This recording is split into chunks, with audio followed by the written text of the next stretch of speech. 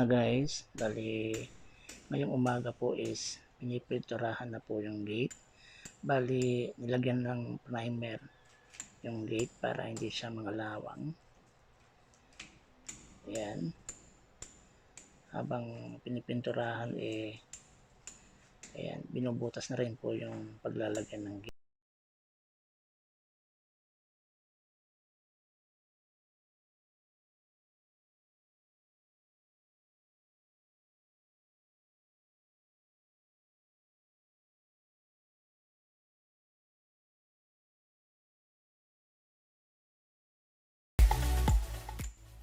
Ito na guys, bali pinapatuyo na po. Ayan. So, kumain muna yung mga gumagawa. Tapos ito po yung ilalagay doon sa taas ng sa taas ng gate sa may alulod. Yan. Guys, out of budget na po. So, siya na.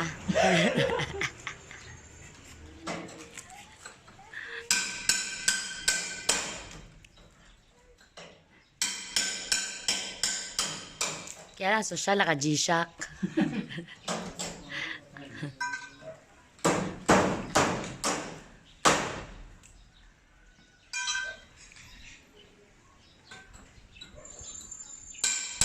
Pagdaanan po yan ng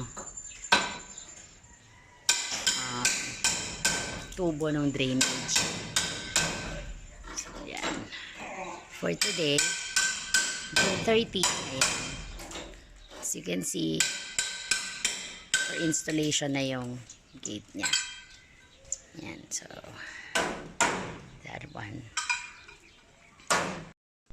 Ito naman yung guys, yung isang solo na gate. Yan, bali yung lock na po yan is galing pa kay Mitch. Sa asawa ni Mitch sa ibang bansa. Ayan, so sabi ko, hingiin ko muna. Ayan siya guys. Pang gate talaga siya.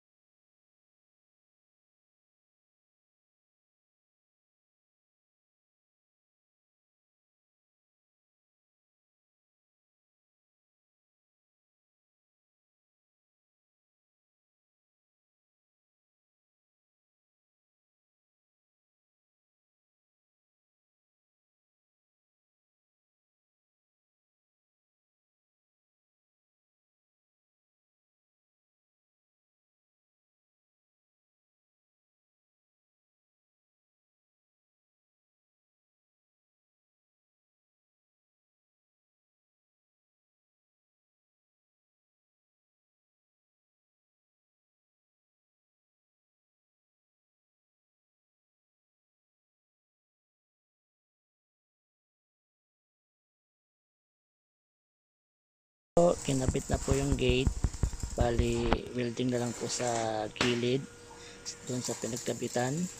Tapos aayusin din po dun sa loob. Yan guys.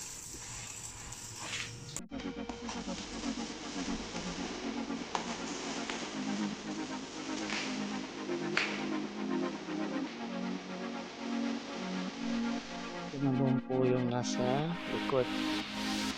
Ayan po, ganyan po yung tsura niya sa likod. Ayan, so wala pang mga lock. Ay lalagyan pa rin po yan mamaya. So i-welding po nila yung mga lock.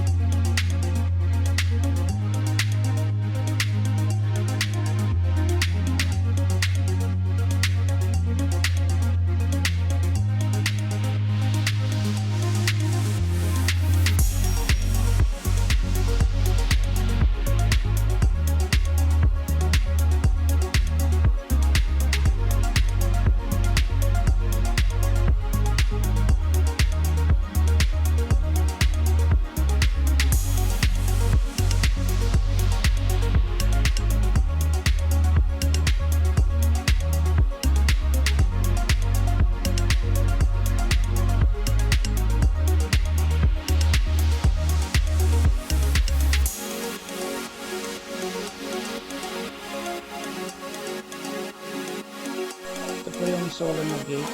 Ayan, nilagyan na yung lock. Ayan, ito po yung lock na galing sa asawa ni Mitch. Ayan, galing sa ibang bansa. Ito yung pinabalik dito.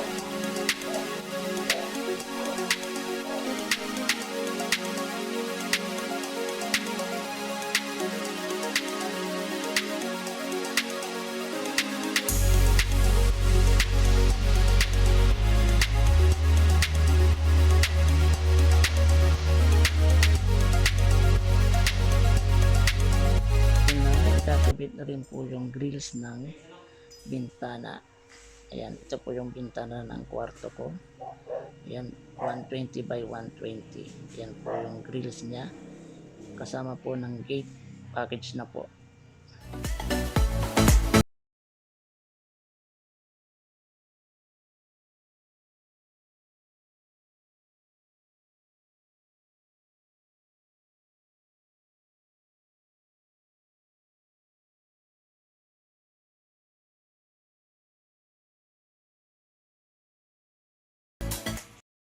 Ito naman po yung bintana sa tabi ng pintuan.